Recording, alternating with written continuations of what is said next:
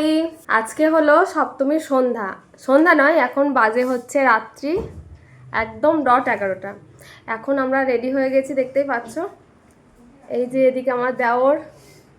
এখন আমরা বেরোবো ঠাকুর দেখতে। হাই, চলো তবে যাওয়া যাক। এই যে আমার বরমশাইও এখানে চলে এসেছে, তাহলে চলো যাওয়া যাক।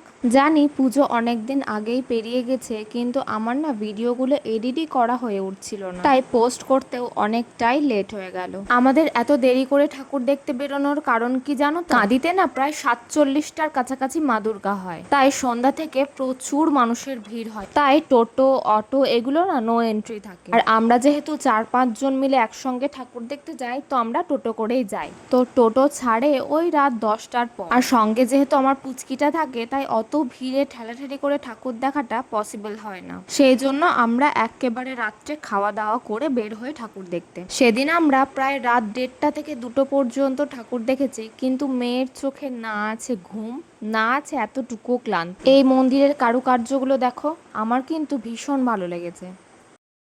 রাত 12টার সময় খাচ্ছে মেয়ে ফুচকা। মুখে ঢুকেছে, বাস খাও। আমার মেয়েও হয়েছে ঠিক আমারই মতো ফুচকা লাভার, সঙ্গে রাত জাগা পাখি। রাত্রে ঠাকুর দেখার মজাটাই কিন্তু অন্যরকম। তোমাদের পুজো কেমন কাটলো অবশ্যই কমেন্ট করে জানাতে ভুলো না। আচ্ছা, তোমরা কি বলতে পারবে সেদিন রাত্রে আমরা কতগুলো ঠাকুর দেখেছিলাম? চ্যানেলটা এখনো যারা যারা সাবস্ক্রাইব করোনি, সাবস্ক্রাইব করে পাশে থেকো। আজকের মতো এটুকুই, দেখা হচ্ছে অন্য কোনো ভিডিওতে। ততক্ষণের জন্য টাটা।